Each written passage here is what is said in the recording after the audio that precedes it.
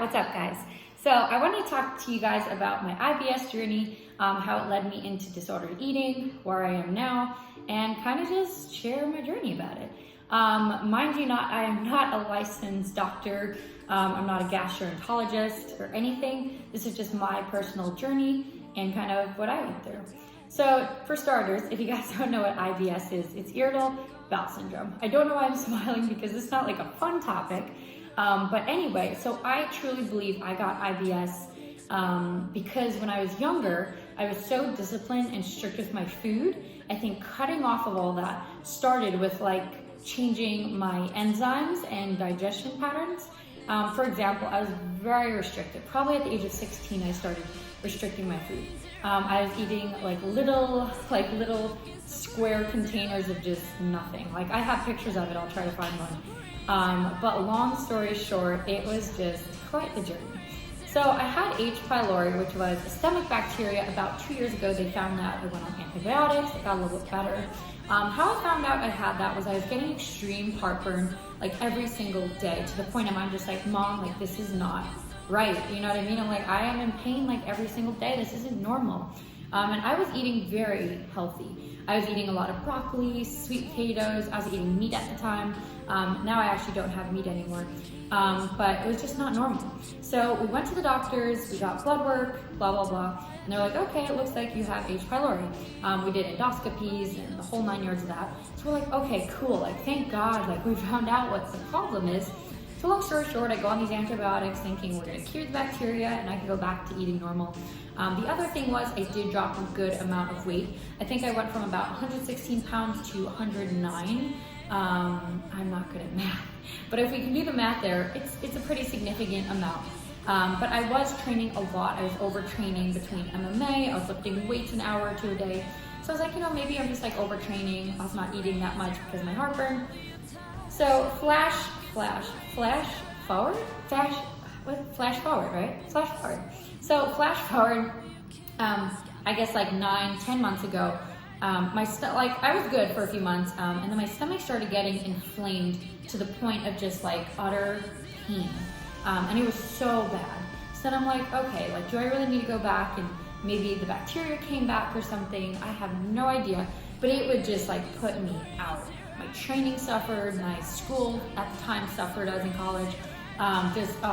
It was bad. And I'll show you guys pictures as well. I'll try to like put them in here if I can figure out how to edit a vlog properly. But besides that, it was not normal inflammation. The inflammation made my stomach stick out. Like I would just wake up and my stomach was out to here. It was painful, the heartburn, and my entire body was just showing a response that it was fighting off something. So then I kind of cut meat out. I was like, okay, well, meat's a little bit inflammatory. So I was strict. I cut meat out, I cut dairy out. And then about 3 months, maybe 2 months ago, I strictly cut out gluten. I didn't want to keep going through the same tests and getting the same results. So I started doing research, and I was just like, okay, let's figure this out. So I came across a couple other people's journeys with IBS. And I was like, wait a minute, like this is it. Like I literally have IBS. Like this is all my symptoms. This is everything, and everything had to do with what I was eating. I had such extreme indigestion that I'm actually speeding up the story here. I don't want to bore you guys too long. But long story short, I had food phobia because every time I eat, my stomach would just puff out, everything would just get inflamed. So I was like, well, maybe if I don't eat a lot, I'll feel a little bit better.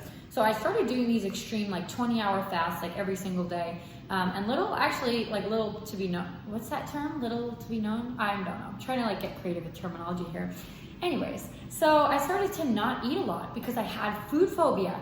The other thing, side note, is when you have IBS, you start to get extreme clinical depression. I definitely was depressed. It's something I didn't want to open up about to anyone. I was basically coaching myself every day through it. And I have my business now, so I'm I have to show up, I have to do the work. No one cares, honestly. If, I'm sitting on the couch crying and dying, no one really cares. So I kept pushing myself, and I remember texting some of my friends, I am fighting this with every ounce. My head and my heart is I just cry randomly. It was I was depressed. And I didn't really want to share it with a lot of people. I was slightly embarrassed. But, you know, I did know with IBS, it could cause depression. So I was like, okay, it's the IBS, like we gotta work on curing this. Could I go to specialists? Of course. Is there a real cure for this? They don't really have a cure as of now, but they have ways that you can manage your IBS and live a little bit better and happier. So anyway, I started doing these extreme 20-hour fasts, and I was like, wait a minute, I actually feel like amazing. There's no indigestion. I was like, there's no inflammation. I was me again, and I was so happy. And all of a sudden, I was like the most productive girl again, like working. I could sit at my laptop like 8-9 hours and just crush work and do amazing.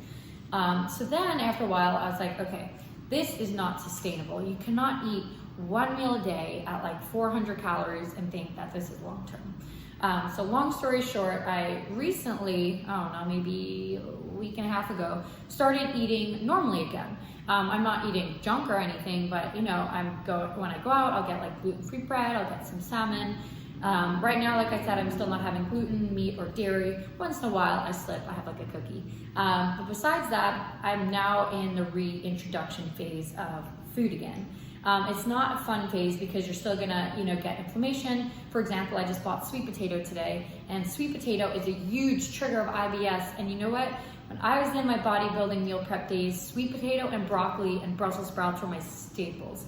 But those are actually huge triggers for IBS, and I was having a gigantic amount of them a day. And that's the confusing hard part, because my parents would be like, you eat so healthy. Like, how are you dealing with heartburn and bloating? Like, you eat so good.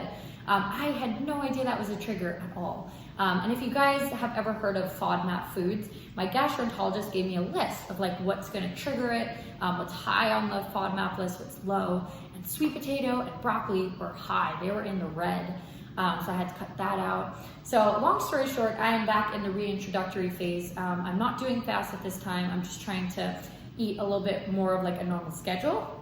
But oh my gosh, it was probably one of the hardest points of my life, was dealing with the extreme depression of IBS. And it's something not a lot of people like talk about or can understand unless you've been through it. There's a YouTuber/influencer named Christy Swadling, and her story I read as well. But it definitely causes a sense of like an eating disorder. I got to a point where I was like, I'm not eating. I definitely did lose a bit of weight. I don't know, maybe like 4 or 5 pounds this time around. And I was like, I can't eat. Like if I eat, I'm gonna feel like crap the rest of the day. But long story short, I am in the recovery, reintroductory phase of food. So I'm gonna be sharing like my journey of how that's going, and I'll keep you guys updated probably on my Instagram. But yeah, it was a hard road. But like I said, I'm gonna show you guys pictures throughout the vlog, before or after, and you guys can kind of see. But it is a real thing. And if you guys wake up or you guys eat something and it is triggering like a major response from your body, research and make sure you can figure it out. Because suffering with depression like that was ridiculous.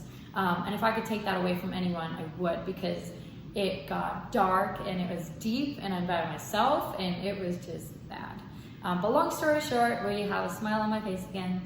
And yeah, besides that, I'm going to just take the journey as this, and we're in, I guess, a good place right now with it. So I'll talk to you guys later, but there's my journey.